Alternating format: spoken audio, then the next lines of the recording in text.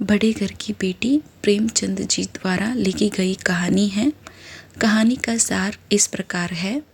बेनी माधव गौरीपुर के ज़मींदार और नंबरदार थे। बेनी माधव के 2 बेटे थे। बड़े का नाम श्रीकंठ था। उसने बहुत दिनों के परिश्रम और उद्योग के बाद बीए की डिग्री प्राप्त थी और इस समय वह एक दफ्तर में नौकर तथा शादीशुदा था। उसकी पत्नी का नाम आनंदी, जो कि एक बड़े घर की बेटी थी। छोटा लड़का लाल बिहारी सिंह दोहरे बदन का सजीला जवान था। भरा हुआ मुकड़ा, चौड़ी छाती, भैंस का 2 सेर ताज़ा दूध वह सवेरे उठकर पी जाता था। परंतु श्रीकंठ शरीर और चेहरे से कांतिहीन थे। इसका कारण उनकी बीए की पढ़ाई थी। बीए की डिग्री को प्राप्त करने के लिए उन्होंने अपने शरीर और स्वास्थ्य की चिंता न की और इसी के परिणाम स्वरूप वे अपने छोटे भाई से विपरीत दिखते थे। बेनी माधव सिंह की वर्तमान में आर्थिक स्थिति कुछ इतनी अच्छी नहीं थी। बेनी माधव अपनी आधे से अधिक संपत्ति वकीलों को भेंट कर चुके थे। वर्तमान में उनकी आय 1000 वार्षिक से अधिक न था। बेनी माधव के पिता किसी समय में बड़े धन धान्य से संपन्न व्यक्ति थे। उन्होंने ही गांव में पक्का तालाब और मंदिर का निर्माण करवाया था। श्रीकंठ अंग्रेजी डिग्री बीए के अधिपति होने पर भी पाश्चात्य सामाजिक प्रथाओं के विशेष प्रेमी न थे, बल्कि वे बहुधा बड़े जोर से उसकी निंदा और तिरस्कार किया करते थे। वे प्राचीन सभ्यता का गुणगान उनकी प्रवृत्ति का प्रधान अंग था। सम्मिलित कुटुंब के तो वे एकमात्र उपासक थे। आजकल स्त्रियों में मिलजुल कर रहने में जो अरुचि थी, श्रीकंठ उसे जाति और समाज के लिए हानिकारक समझते थे। इसलिए गांव की स्त्रियां श्रीकंठ की निंदक थी। कोई कोई तो उन्हें अपना शत्रु समझने में भी संकोच नहीं करती थी। आनंदी स्वभाव से बड़ी अच्छी स्त्री थी। वह घर के सभी लोगों का सम्मान और आदर करती थी, परंतु उसकी राय संयुक्त परिवार के बारे में अपने पति से जरा अलग थी।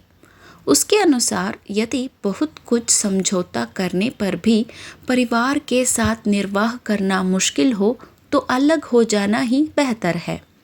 एक दिन आनंदी अपने देवर के लिए मांस पका रही थी। बड़े घर की बेटी होने के कारण किफायत नहीं जानती थी, इसलिए आनंदी ने हांडी का सारा घी मांस पकाने में उपयोग कर दिया, जिसके कारण दाल में डालने के लिए घी नहीं बचा और इसी कारणवश देवर और भाभी के झगड़ा हो जाता है। घी की बात को लेकर लाल बिहारी ने अपनी भाभी को ताना मार दिया कि जैसे उनके मायके में घी की नदियाँ बहती है और यही आनंदी के दुख का कारण था, क्योंकि आनंदी बड़े घर की बेटी थी।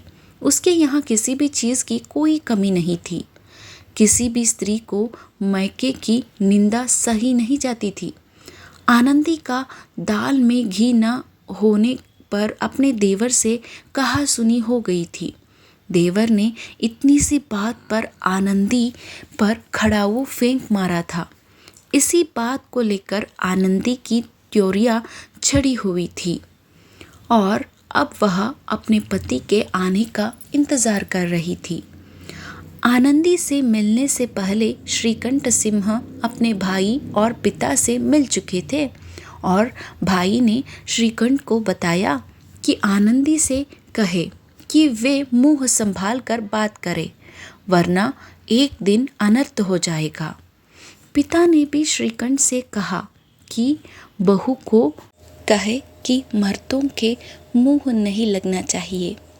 आनंदी से जब श्रीकंठ ने झगड़े का सारा हाल जाना तो क्रोध से श्रीकंठ की आंखें लाल हो उठी।